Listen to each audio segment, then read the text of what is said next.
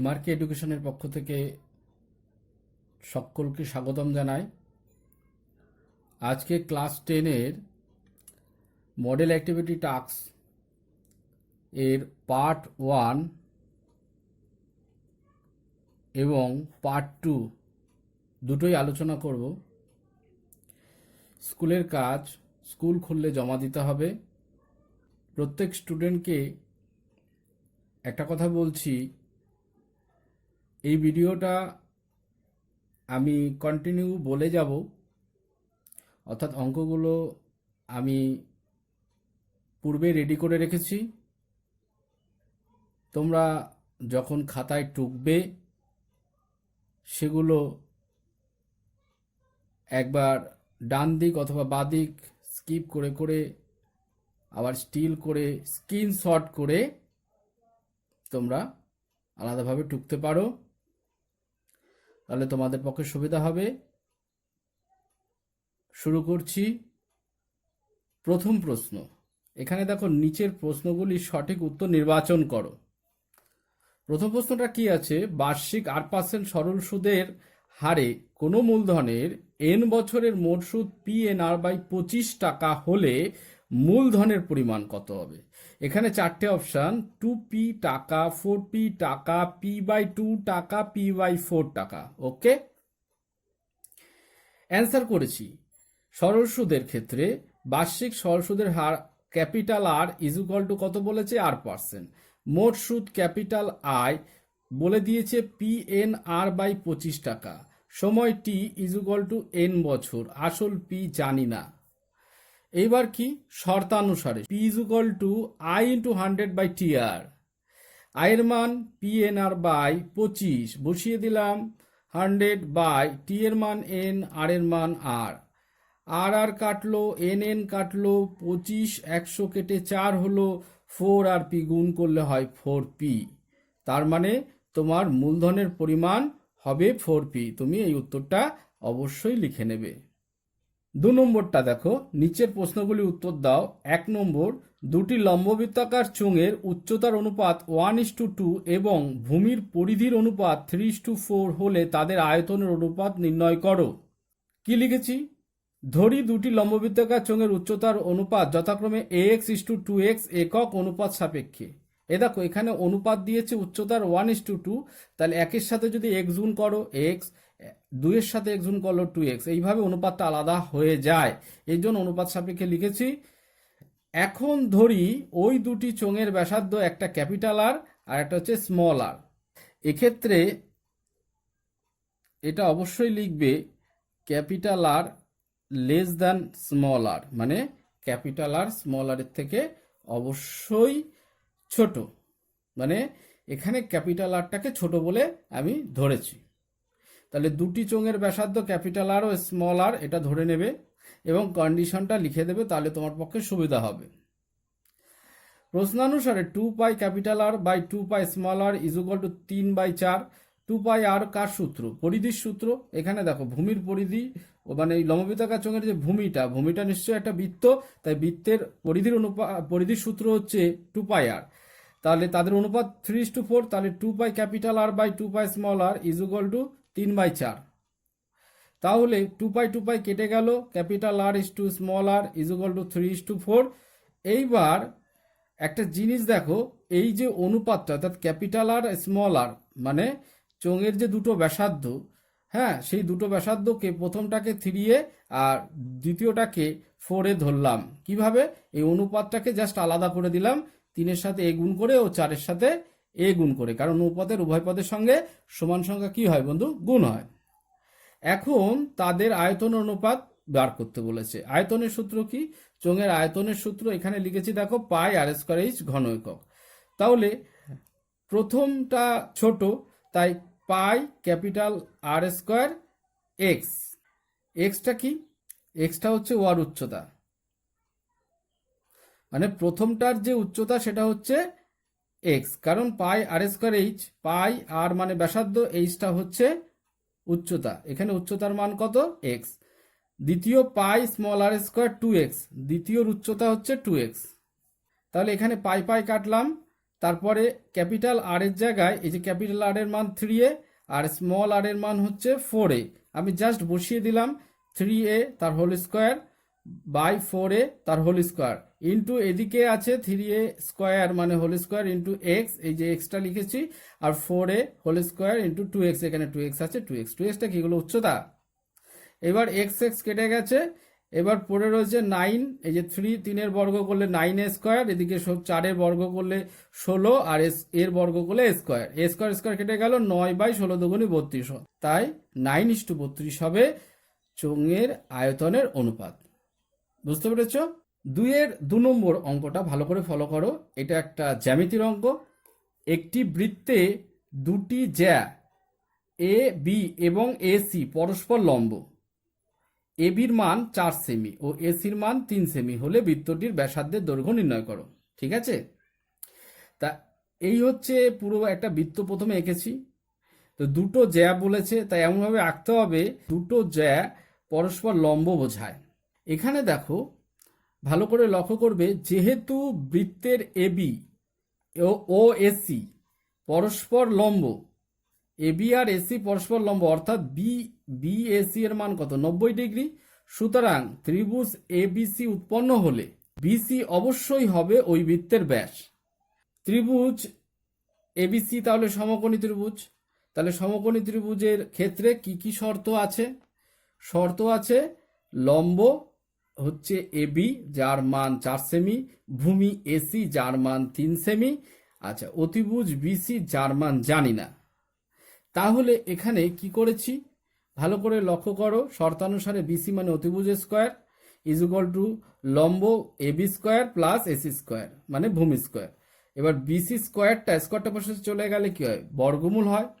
তাহলে বর্গমূল হলে এবির মান বসিয়ে দিয়েছি, এসির মান বসিয়ে দিয়েছি, 4 স্কোয়ার প্লাস 3 স্কোয়ার মানে 16+9 করলে হচ্ছে 25, 25-এর বর্গমূল কত হচ্ছে 5 মানে বিসি। এই বিসির মানটা কত হচ্ছে, পুরো ব্যাসের মান হচ্ছে 5 সেমি। কিন্তু আমাকে তো এখানে কি বলেছে, বৃত্তটির ব্যাসার্ধ নির্ণয় করো। আমি বার করেছি কি ব্যাস, আমি বার করেছি কি বৃত্তটির ব্যাস। তাহলে ব্যাসার্ধ বার করতে গেলে নিশ্চয়ই 2 দিয়ে ভাগ করতে হবে, অতএব বৃত্তটির ব্যাসার্ধ 5/2 মানে 2.5 সেমি। 3 নম্বর অঙ্কটা দেখো, কোনো মূলধনের 2 বছরের সরল সুদ ও চক্রবৃদ্ধি সুদ যথাক্রমে 8,400 এবং 8,652 টাকা হলে মূলধন ও বার্ষিক সুদের হার নির্ণয় করো। প্রথমে সরল সুদের ক্ষেত্রে I is equal two PTR/100 লিখবে এবং আই কি, পি কি, টি কি, আর কি সেগুলো ডিনোট করবে। আই মোট সুদ, পি আসল, টি সময়, আর হচ্ছে সুদের হার। আই এর জায়গায় মান বসাবে 8,400, পি এর মান জানো না, আর এর মান জানো না, টি এর মান 2 বসাবে, তলায় 100, 2 আর 100 কাটলে 50 হচ্ছে। বজ্রগ্রহণ করলে P R is equal to 8,400 into 50 হচ্ছে 4,20,000। ওকে, এবার P R is equal to 4,20,000, এটা তুমি 1 নম্বর সমীকরণ দিয়ে দিলে। চক্রবৃদ্ধি সুদের ক্ষেত্রে এবারে আসবে CI is equal to P, third bracket শুরু, ফার্স্ট ব্র্যাকেট শুরু, 1 plus R/100, first bracket close, two the power n minus 1, third bracket close. যেখানে পি এর মান আসল, সিআই চক্রবৃদ্ধি সুদ, এন সময়, আর হচ্ছে সুদের হার। ওকে, এবার দেখো CI is equal to P, third bracket শুরু, যে মানটা যে সূত্রটা আমি বসিয়েছি সেটাই বসালাম। এখানে সিআই এর মান জানো, এখানে লিখেছি এন এর মান 2 বছর, সেই সিআই এর মান, আর এই এন এর জায়গায় মানটা বসানো হয়েছে। তারপরে এটা দেখো 1 plus R/100 to the power whole square মানে এ প্লাস বি তার হোল স্কোয়ারের সূত্র বসছে। সূত্রটা কি বন্ধু, a square plus 2ab plus b square, তাই বসানো হলো a square plus 2ab plus b square minus 1। এই যে মাইনাস 1টা এখানে বসিয়ে দিলাম। 1 স্কোয়ার বলতে 1, তারপর 100 আর 2 কাটলে 50 হয়, R/50 plus R square by 10,000 মানে 100 গুণ করলে যা হয়, প্লাস 1 মাইনাস 1 কেটে গেল। তারপরে এই পিটা গুণ হচ্ছে, PR/50 plus PR square by 10,000। এইবারে দেখো PR এর ভ্যালুটা তো জানো 4,20,000। এইবার 8,652 ইজ ইকুয়াল টু PR এর জায়গায় 4,20,000 বাই 50। এবার PR স্কোয়ার মানে কি, PR ইন্টু আর, এইভাবে ভেঙে নিতে পারো। তাহলে PR এর মানটা বসাতে পারো বাই 10,000। এবার পরের লাইনে দেখো PR এর মান বসানো হয়েছে ইন্টু আর, এইবারে কাটাকুটি হয়েছে, এটা দেখো ৮৬৫২ আর এটা এই মানে ও পাশ থেকে এ পাশে নিয়ে এসেছি, ৮৪০০ মাইনাস হয়ে গেছে, আর এটা কাটাকুটি হয়েছে ৪২ আর। এবার এখান থেকে এইটা বিয়োগ করলে হয় ২৫২, তাহলে ৪২ আর ইজুগাল টু ২৫২, আর এর মান হচ্ছে ২৫২/৪২, কাটাকুটি করলে কত হচ্ছে ৬। এইবারে যেহেতু বার্ষিক সরল সুদের হার ৬% পেয়ে গেছি, এবার ১ নম্বর সমীকরণটা কি ছিল, পিআর ইজুগাল টু ৪,২০,০০০। ওকে, এবার এই ১ নম্বর সমীকরণে পিআর এর জায়গায় আর এর মানটা বসিয়ে দাও, আর এর মানটা যদি ৬ বসিয়ে দাও তাহলে ৪,২০,০০০/৬ কাটাকুটি করলে হবে ৭০,০০০, মানে মূলধনের পরিমাণ হচ্ছে ৭০,০০০ এবং বার্ষিক সরল সুদের হার ৬%। ৪ নম্বর অঙ্কটা দেখো, যদি ax² plus bx plus c is equal to 0 দ্বিঘাত সমীকরণের বীজদ্বয়ের অনুপাত 1:r হয়, তবে দেখাও যে r প্লাস 1 তার whole square by r is equal to b²/ac। দ্বিঘাত সমীকরণের অঙ্ক নিশ্চয়ই তোমরা করেছো। আচ্ছা, যাই হোক, শুরু করছি। দ্বিঘাত সমীকরণের প্রথম বীজ হচ্ছে 1 ইন্টু আলফা মানে আলফা, আর এবং দ্বিতীয় বীজ আলফা ইন্টু আর হচ্ছে আর আলফা। এটা কি করে হলো, এই যে অনুপাতটা দেখো 1:r, তাহলে প্রত্যেকের সাথে আলফা গুণ করেছো, তাহলে একটা নিশ্চয়ই হবে আলফা আর একটা হবে আর আলফা। বোঝা গেল, দুটো বীজ পেয়েছো। তাহলে বীজদ্বয়ের সমষ্টির সূত্র কি, -b/a, তাহলে alpha plus r alpha is equal to -b/a। Okay, এখান থেকে আলফাটা কমন নিলা, তাহলে হলো ব্র্যাকেটের মধ্যে 1 প্লাস আর -b/a।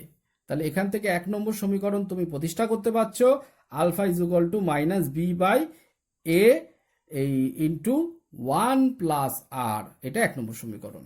এবং alpha into r alpha is equal to c/a, মানে বীজদ্বয়ের গুণফলের সূত্র কি, c/a। তো তাহলে প্রথম বীজ এটা, দ্বিতীয় বীজ এটা, তাদের গুণফলের সূত্র বসিয়েছি। ঠিক আছে, তারপর আর এদিকে আলফা আলফা গুণ করলে alpha square is equal to c/a, এটা ২ নম্বর সমীকরণ। এবার এই যে ২ নম্বর সমীকরণ আর আলফা স্কোয়ার, এখানে আমি আলফার মানটা বসিয়েছি, এখানে দেখো আলফা আছে, এই মানটা আমি এইখানে বসিয়েছি। তাহলে দেখো আর ইন্টু এখানে আলফা স্কোয়ার, এই আলফার মানটা এটা, তাহলে আলফার মানটা বসানোর পর স্কোয়ার আছে বলে তাই স্কোয়ার দিয়েছি, তারপর ইজ ইকুয়াল টু c/a, এই যে দেখো এখানে c/a আছে, সেটা বসিয়ে দিয়েছি। ওকে, বুঝে নিয়েছো। এরপরে দেখো আর এখানে দেখো মাইনাসের মাথায় বর্গ থাকলে সেটা প্লাস হয়ে যায়, b²a², তারপর 1 প্লাস আর তার whole square is equal to c/a। A আর এ স্কোয়ার কাটলে এখানে এ পড়ে থাকে। বোঝা গেল। এবার একটু প্রমাণের টার্গেটে আসো। প্রমাণে দেখো, ভালো করে লক্ষ্য করো, দেখো এখানে দেখো আর প্লাস 1 তার whole square by r is equal to b²/ac, এটা প্রমাণ করতে বলেছে। তাই প্রমাণের টার্গেটে আসতে গেলে প্রমাণের মতো সাজাতে হয়। তা আমি এই অবধি বোঝানো হলো। বোঝানোর পর দেখলাম এই যে r/1 প্লাস আর তার হোল স্কোয়ার, এটাকে এইভাবে সাজালাম, তারপরে into b²/a is equal two c, কারণ এটা কেটে গেছে। এবার এইটাকে ওপাশে নিয়ে গেলে উল্টে যাবে, তাহলে c into a by b²। এবার কি করলাম, এই পজিশনটাকে, এটা হরকে লব, লবকে হর করলাম, তাহলে উভয় পক্ষেই চেঞ্জ করতে হবে। সেটা করার পর আমার প্রমাণ হয়ে গেল। এই যে এটা দেখো প্রমাণ হয়ে গেছে। ওকে, বাড়িতে তোমরা যখন করবে একটার পর একটা সুন্দর করে স্টিল করে নেবে, ভিডিওটাকে স্থির করে নিয়ে স্কিপ করে করে দেখবে। ঠিক আছে। ৫ নম্বর অঙ্কটা দেখো, এটা একটা অঙ্ক না, এটা একটা উপপাদ্য। প্রমাণ করো যে ব্যাস নয় এরূপ কোনো জ্যাকে যদি বৃত্তের কেন্দ্রগামী কোনো সরলরেখা সমদ্বিখণ্ডিত করে, তাহলে ওই সরলরেখা ওই জ্যায়ের উপর লম্ব হবে। এই উপপাদ্যটা তোমাদের উপপাদ্য বইয়ের ৬০ পাতায় রয়েছে, উপপাদ্য ৩৩। এটা বাড়িতে তোমরা নিজেরা চেষ্টা করো। যদি বুঝতে না পারো কমেন্টে জানিও, আমি নিশ্চয়ই ভিডিও উপস্থাপন করব। সেই সাথে বলি, আমার ভিডিওটা যদি তোমাদের একটু পছন্দ হয় তাহলে অবশ্যই লাইক করো এবং সাবস্ক্রাইব করতে ভুলো না যেন। ৬ নম্বর অঙ্ক, একটি লম্ববৃত্তাকার চোঙের উচ্চতা উহার ব্যাসার্ধের দ্বিগুণ। যদি উচ্চতা ৬ গুণ হতো তবে চোঙটির আয়তন ৫৩৯ ঘন ডেসিমিটার বেশি হতো। চোঙটির উচ্চতা কত? এই তো অঙ্ক। তা ধরি লম্ববৃত্তাকার চোঙের উচ্চতা 8 ডেসিমিটার, অবশ্যই ধরে নেবে। ব্যাসার্ধ 8 ডেসিমিটার ধরে দেবে। চোঙের আয়তনের সূত্র আমি ডাইরেক্ট বলে দিচ্ছি, πr² ঘন ডেসিমিটার। আর সুতরাং এইচ সমান সমান 2r আর অথবা এইচ সমান সমান 6r। এটা কেন লিখলাম? প্রথম হচ্ছে মূল ব্যাপার, মানে আসল ঘটনা। আসল ঘটনা বলছে উচ্চতা উহার ব্যাসার্ধের দ্বিগুণ, এটা অরিজিনাল ফ্যাক্টর। আর যদি মানে পারহ্যাপস মানে সম্ভবত হতো মেবি, সেটা বলেছে 6 গুণ, তাই ওটা 6r। ওকে, তাহলে প্রথম হচ্ছে এইচ হচ্ছে 2r, এটা অরিজিনাল। আর পরের কন্ডিশন যেটা অঙ্কের সমাধানের ক্ষেত্রে কাজে লাগবে, H is equal two 6r। তাহলে পাই আর স্কোয়ার এইচ মাইনাস পাই আর স্কোয়ার এইচ, এই তো সূত্র, আয়তনের সূত্র। এখানে আর সেম, এখানেও আর সেম, শুধু এইচটা চেঞ্জ হয়েছে, একটা 6r হয়েছে, একটাই 2r হয়েছে। ব্যাস, মান পুট করে দিলা ইজ ইকুয়াল টু 539। তাহলে এটা হচ্ছে pi 6r cube minus pi 2r cube 539। এটা থেকে 6 থেকে 2 বিয়োগ করলে 4 হয় নিশ্চয়ই, 4 pi R cube is equal to 539। তাহলে R cube is equal to 539 by 4r, 4 pi. এবার পাইয়ের মান কত? 22/7। উপরে উল্টে দাও, 7টা উপরে উঠে যাচ্ছে, এটা 11 দিয়ে কাটলে এটা 49 হয়, এটা 2 হয়। এরপরে আর ইজ ইকুয়াল টু কি? পুরোটার ঘনমূল হয়, 49 বলতে দুটো 7 আর একটা 7, 4 বলতে দুটো 2 একটা 2।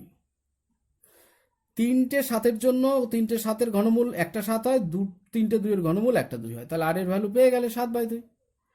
কিন্তু প্রশ্নে আমাকে চোঙের উচ্চতা বলেছে, মানে এইচ। তাহলে অরিজিনাল আমি বলেছিলাম অরিজিনাল, তাহলে original H is equal two 2r। তাহলে 2 ইন্টু আর এর মানটা বসিয়ে দাও 7/2, 7 ডেসিমিটার। ওকে, পার্ট 2-র প্রথম যে প্রশ্নটা সেটা বলেছে a x square plus b x plus c is equal to 0, যেখানে এ বি সি বাস্তব, a not is equal to 0 সমীকরণের বীজদ্বয় সমান হওয়ার শর্ত লেখো। বিস্তারিত যখন সিলেবাস ভিত্তিক আমি ভিডিও উপস্থাপন করব তখন আরো ভালো করে বুঝিয়ে বলবো। এর ডাইরেক্ট অ্যান্সারটা তোমরা লিখে নাও, B square minus 4ac is equal to 0। 2 number কোশ্চেনটা দেখো, একটি বৃত্তের ব্যাসার্ধের দৈর্ঘ্য 10 সেমি এবং ওই বৃত্তের একটি জ্যা এর দৈর্ঘ্য 12 সেমি হলে বৃত্তের কেন্দ্র থেকে জ্যায়ের দূরত্ব কত? প্রশ্নটা আগে বোঝার দরকার যে একটি বৃত্তের ব্যাসার্ধের দৈর্ঘ্য বলেছে তোমার 10 সেমি এবং ওই বৃত্তের একটি জ্যায়ের দৈর্ঘ্য 12 সেমি। ছবিটা এই যে বৃত্ত আঁকলাম, এই দেখো এবিটাকে জ্যা বলেছি, এর দৈর্ঘ্য কত? 12 সেমি। ঠিক আছে, ওবি হচ্ছে বৃত্তের ব্যাসার্ধ। এবার একটা জিনিস দেখো, ও থেকে পি যে সরলরেখাটা টানলাম সেটা হচ্ছে বৃত্তের কেন্দ্র থেকে জ্যায়ের দূরত্ব, এর পরিমাণ মানে এর মান বার করতে বলেছে। এবার কি করে করা যায় ভালো করে লক্ষ্য করো। চিত্রে বৃত্তের কেন্দ্র থেকে জ্যায়ের দূরত্ব লিখেছি ওপি, তাই তো? কেন্দ্র থেকে বৃত্তের এই যে এবি জ্যায়ের মধ্যে যে দূরত্ব সেটা হচ্ছে ওপি, যার মান বার করতে হবে জিজ্ঞাসা চিহ্ন। ওবিটা কি? ওবি হচ্ছে বৃত্তের ব্যাসার্ধ যার মান বলেছে 10 সেমি। ওকে, এবিটা হচ্ছে বৃত্তের জ্যা যার মান কত? 12 সেমি। এরপরে ত্রিভুজ ওপিবি এটি সমকোণী ত্রিভুজ গঠন করেছে যার ওপিবি মান কত? 90 ডিগ্রি। তাহলে ওপি এবি বাহুর উপর লম্ব হচ্ছে। তাহলে এটা যদি হয় তাহলে বলতে পারি এই যে পি বিন্দুটা এবি এর মধ্যবিন্দু। তাহলে পিবির মান কত? সুতরাং PB is equal two 12/2 6 semi, কারণ টোটালটা 12 সেমি, এবি তার অর্ধেক হবে 6 সেমি। এখন ত্রিভুজ ওপিবি এর ওপি হচ্ছে লম্ব, এটাই নির্ধারণ করলো।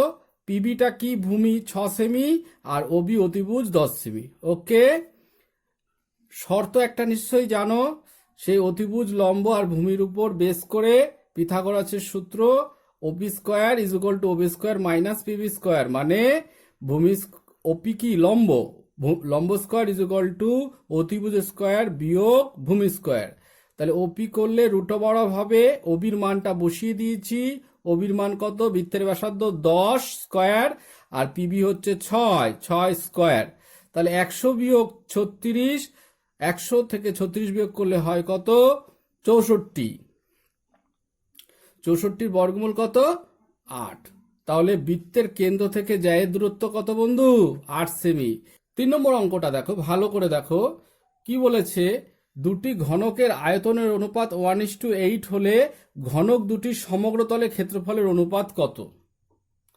ঘনকের আগে বিষয়টা বুঝতে হবে। দেখো, ঘনকের আয়তনের সূত্র হচ্ছে এ কিউ, ঘন একক, আর ঘনকের সমগ্র তলের ক্ষেত্রফল কি 6a² বর্গ একক।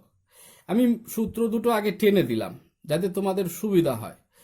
এবার বলেছে, প্রশ্নে চলে আসি, দুটি ঘনকের আয়তন অনুপাত কত বলেছে? 1:8। ঘনক দুটি সমগ্র তলের ক্ষেত্রফলের অনুপাত কত? কোন ওয়েতে বের করব? আমি এখানে লিখেছি, যেখানে এ হলো ঘনকের বাহুর দৈর্ঘ্য, এটা কি বলে দিলাম। এখন ধরি দুটি ঘনকের বাহুর দৈর্ঘ্য a1 ও a2, একটা কন্ডিশন দিয়েছি a2 গ্রেটার দ্যান a1। মানে এটা কি করে বুঝলাম? দেখো, প্রথম ঘনকের আয়তন আর দ্বিতীয় ঘনকের আয়তনের অনুপাত 1:8, সেইটাকে ফলো করেই আমি বুঝতে পারছি যে দ্বিতীয় ঘনকের আয়তন বেশি হওয়ার কারণ তার বাহুর দৈর্ঘ্য বেশি হওয়া, এই কারণেই a2 গ্রেটার দ্যান a1 হয়েছে। বোঝা গেল? এইবারে প্রশ্নানুসারে আয়তনের সূত্র কি? বাহু কিউ, তাহলে a1 cube is to a2 cube is equal to 1:8। তাহলে a1 বাই a2 তার whole cube is equal to 1/2 তার হোল কিউ। 1/8 মানে 1 ঘনমূল 1, 8 ঘনমূল 2, এই সুবাদে 1/2 তার হোল কিউ হলো। এবার উপরের কিউব কিউব কেটে গেল, তাহলে পরে রইলটার হচ্ছে, পরে কি রইল? a1 by a2 is equal to 1/2। এবার এটাকে যদি একটু বজ্রগুণন করো, কি দাঁড়াচ্ছে? a2 is equal two 2a1, এই অবস্থায় দাঁড়ালো। এবার তোমাকে প্রশ্নে আসতে হবে। প্রশ্নে কি চেয়েছে? যে ঘনক দুটির সমগ্র তলের ক্ষেত্রফলের অনুপাত কত। আগে আমাকে সমগ্র তলের ক্ষেত্রফল তো বার করব। তাহলে সমগ্র তলের ক্ষেত্রফলের সূত্র কি লিখেছি? 6 ইন্টু বাহু স্কয়ার। তাহলে সমগ্র তলের ক্ষেত্রফলের অনুপাত হবে 6a1 square is two 6a2 square. এবার 6a1 স্কোয়ারটাকে রেখে 6a2 এর জায়গায়, যে a2 স্কোয়ার, a2 এর জায়গায় মানটা বসালাম। এখানে দেখো a2 is equal two 2a1, আমি মানটা বসিয়ে দিলাম 2a1 তার হোল স্কোয়ার। তাহলে 6 ইন্টু 2 স্কোয়ার কত হয়? 4, আর a1 স্কোয়ার। এবার অনুপাত মানে তো ভাগ, তাহলে 6a1 square by 6 into 4 a1 square. a1 square কেটে গেল, 6 6 কেটে গেল, উপরে 1/4 মানে 1:4। তাহলে দুটি ঘনকের সমগ্রতলে ক্ষেত্রফলের অনুপাত কত দাঁড়ালো বন্ধু? 1:4। বুঝতে পারছো তো? 4 নম্বর অঙ্কটা মন দিয়ে ফলো করো। 400 টাকার 2 বছরের সমূল চক্রবৃদ্ধি 441 টাকা হলে বার্ষিক শতকরা সুদের হার কত? তাহলে কি দিয়েছে? প্রথমে অঙ্ক তথ্য নির্ভর, মানে যা যা ডকুমেন্টস দেয় সেগুলো তোমাকে তুলে ধরতে হয়। এখানে আসল ব্র্যাকেটে পি মানে 400 টাকা, সমূল চক্রবৃদ্ধি ব্র্যাকেটে ক্যাপিটাল এ মানে অ্যামাউন্ট হচ্ছে 441 টাকা, সময় এন হচ্ছে 2 বছর, বার্ষিক সরল সুদের হার হচ্ছে ক্যাপিটাল আর, জিজ্ঞাসা ছিল এটাই তো জানি না, এটাই বার করতে হবে। তা সূত্রটা কি? শর্তানুসারে capital A is equal to P into 1 plus R by 100 to the power N, এই তো সূত্র। এবার এই সূত্রে যে যে মানগুলো দেওয়া আছে সেই মানগুলো পুট করতে হবে। এর মান বসালাম, পি এর মান বসালাম 1 প্লাস আর এর মান জানি না, এন এর মান বসিয়ে দিলাম। এবার এই 400টা তো গুণের আকারে আছে, এই পাশে নিয়ে আসলে 441/400 হলো। আর এখানে জাস্ট লসাগু করেছি, তাই 100 প্লাস আর বাই 100 তার হোল স্কোয়ার। এবার 441/400 আছে, এটা যদি বর্গমূল করি 21/20 তার হোল স্কোয়ার করলাম। আর ওখানে তো ওই ফিগারেই আছে 100 প্লাস আর বাই 100 তার হোল স্কোয়ার। উপরে স্কোয়ার স্কোয়ার চলে গেল, মিলে গেছে। তারপরে যা পড়ে রইল সেটা লিখলাম, 100 plus R by 100 is equal to 21/20। 20 আর 100 কাটলে 5 কুড়িং 100, তাই তো? এইবারে বজ্রগুণন, কোনাকুনি গুণ, 100 প্লাস আর, এতে 21কে 5 দিয়ে গুণ করলে হচ্ছে 105। তাহলে আর এর ভ্যালু কি দাঁড়াচ্ছে? 105 বিয়োগ 100 মানে 5। তাহলে বার্ষিক সরল সুদের হার কত পার্সেন্ট বন্ধু? 5%। অঙ্কটা বোঝা যাচ্ছে তো? ঠিক এইভাবে খাতায় নিয়ে নাও। 5 নম্বর অঙ্কটা দেখো, এক্স কমা 12 কমা ওয়াই কমা 27 ক্রমিক সমানুপাতি হলে এক্স ও ওয়াই এর মান নির্ণয় করো। ক্রমিক সমানুপাতি নিয়ম কি, যে পরপর যদি থাকে তাহলে কি ঠিক এক্স কমা 12 কমা ওয়াই কমা 27 এটা যদি পুরোটাই ক্রমিক সমানুপাতি হয় তাহলে কিভাবে লিখতে হয়, x by 12 is equal to 12 by y is equal to y by 27। Okay, এবার আমাকে বার করতে বলেছে এক্স এবং ওয়াই এর মান আলাদাভাবে। আমি 12 by y is equal to y by 27 এটা নিলাম। তাহলে ওয়াই ওয়াই বজ্রগুণন করলে ওয়াই স্কোয়ার হচ্ছে 12 গুণ 27। তাহলে ওয়াই স্কোয়ারটাকে যদি ও পাশে মেরে দাও তাহলে বর্গমূল হয়ে যাচ্ছে, সমান সমানে ও পাশে চলে যাচ্ছে, বর্গমূল হয়ে যায়। 12 ভাঙাও 27 ভাঙাও, তাহলে কটা 3 পাচ্ছ দেখো, এখানে 4টে 3 আর 2টো 2। 4টে 3-এর বর্গমূল 2টো 3, 2টো 2-এর বর্গমূল 1টা 2, টোটাল ওয়ার ভ্যালু 3 3 9, 9 দুগুণে কত দাঁড়াচ্ছে 18। বুঝতে পেরেছো? এইবারে দেখো আমি আরেকটা লিখতে পারি যে x by y is equal to 12 by y, এটা লিখতে পারি। তা আমি সেটাই লিখলাম। সেখানে আমি যদি এরপরে দেখো এই পজিশনে এসছি, তাহলে আমি যদি বজ্রগুণন করি এক্স ওয়াই আর এদিকে 12 12 করলে কত 144, এক্স ইন্টু ওয়াই, ওয়াই এর ভ্যালু কতবার করলে বন্ধু 18, তাহলে 18 আমি লিখলাম। তাহলে x into 18 is equal two 144, তাহলে এক্স এর ভ্যালু কত 144 বাই 18, কাটাকুটি করলে কত হয় 8। তাহলে নির্ণয় এক্স এর মান 8 এবং ওয়াই এর মান 18, এটাই তো বার করতে বলেছে, তাই নয় কি? ওকে, 6 নম্বর অঙ্কটা দেখো, ও কেন্দ্রীয় বৃত্তের এবি ব্যাস সি বৃত্তে অবস্থিত একটি বিন্দু, কোণ ওবিসি 60 ডিগ্রি হলে কোণ ও সি এর মান কত? জ্যামিতির অঙ্কগুলো প্রথমে কষবার আগে ছবিটা আঁকতে হয়, তা না হলে তুমি অঙ্কটা করতে পারবে না। তাহলে ছবিটা আঁকি। ও কেন্দ্রীয় বৃত্তের এবি একটা ব্যাস, এই দেখো একটা বৃত্ত এঁকেছি, এবিটা এই যে এবিটা ডিনোট করেছি, এটা ব্যাস, দেখো তার কেন্দ্র হচ্ছে ও, ঠিক আছে। সি বৃত্তে অবস্থিত একটি বিন্দু, এই দেখো সি একটা বৃত্তে অবস্থিত একটা বিন্দু নিয়েছি। ও ও বি সি, এ দেখো এখানে 60 ডিগ্রি লিখেছি। তাহলে ও সি এ এইভাবে টেনে যুক্ত করে দিয়েছি। এই কোণের মানটা তোমাকে বার করতে বলেছে ও সি এর। কিভাবে বার করবে দেখো, এটা করার আগে আমি একটু বুঝিয়ে বলি, তাহলেই হয়তো এটা আরো বেশি সুবিধা হবে। এটা দেখো ও থেকে বি আর ও থেকে সি, এটা দেখো কেন্দ্র থেকে পরিধি পর্যন্ত সরল রেখা, তাকে কি বলে? ব্যাসার্ধ। তাহলে ও বি আর ও সি ব্যাসার্ধ, তার মানে ব্যাসার্ধ তার আলাদা হয় না কি বৃত্তের মধ্যে, দুটোই সমান। তাহলে ও বি সি এটাকে যদি আমরা ত্রিভুজ ধরি, তাহলে এই ত্রিভুজটা সমদ্বিবাহু ত্রিভুজ হচ্ছে, কারণ ভূমি সংলগ্ন দুটি বাহু সমান হচ্ছে। তাহলে ও বি সি 60 ডিগ্রি হলে এটাও ও সি বিও 60 ডিগ্রি হচ্ছে। তাহলে এটা যদি 60 ডিগ্রি হয় তাহলেই তো গল্প হয়ে গেল। কি গল্প হয়ে গেল দেখো, এখানে ভালো করে দেখো, টোটাল এই যে বৃত্তের মধ্যে এ ও বি এটা একটা কেন্দ্রস্থ কোণ, আর এ সি বি একটা পরিধিস্থ কোণ। তাহলে কি হয়, কেন্দ্রস্থ কোণ পরিধিস্থ কোণের দ্বিগুণ হয়, মানে পরিধিস্থ কোণকে 2 দিয়ে গুণ করলে কেন্দ্রস্থ কোণ পাবে, তাই তো? তাহলে কেন্দ্রস্থ কোণের মান কত, যেটা তো সরল কোণ, সরল কোণের মান কত বন্ধু 180 ডিগ্রি। তো 180 ডিগ্রির অর্ধেক কত হয় 90 ডিগ্রি, যার মধ্যে এইটা কত 60 ডিগ্রি। তাহলে 90 থেকে 60 বিয়োগ করলে তোমার উত্তর কত হচ্ছে 30 ডিগ্রি। মুখে বুঝাতে পেরেছি? এবার সেটা দেখো লিখে দিয়েছি। হ্যাঁ, একটু গড়গড় করে বলি। চিত্রে OB is equal to OC is equal to একই বৃত্তের ব্যাসার্ধ, সুতরাং ও ত্রিভুজ ওবিসি মানে ওবিসি ইজ ইকুয়াল টু সমদ্বিবাহু ত্রিভুজ। কোণ ওবিসি এর মান কত 60 ডিগ্রি, যেটা ওসিবি এরও সমান। তাহলে এ ও বি একটি কেন্দ্রস্থ কোণগামী সরলরেখা, যার মান কত 180 ডিগ্রি। তারপর কোণ এসিবি কি দাঁড়াচ্ছে পরিধিস্থ কোণ, এই যে কোণ এসিবি কি পরিধিস্থ কোণ, সুতরাং কোণ A O B is equal to 2 into কোণ এসিবি, মানে কেন্দ্রস্থ কোণ পরিধিস্থ কোণের দ্বিগুণ। তাহলে কোণ ACB is equal to 180 by 2 90 degree হয়ে গেল। তাহলে ও সি এ মানে এই যার মান চেয়েছে O C A is equal to কি এসিবি মাইনাস ওসিবি, তাই তো? তাই লিখেছি, এই দেখো এসিবি মাইনাস ওসিবি, তাহলে 90 বিয়োগ 60 মানে কত? 30 ডিগ্রি। বোঝা গেল?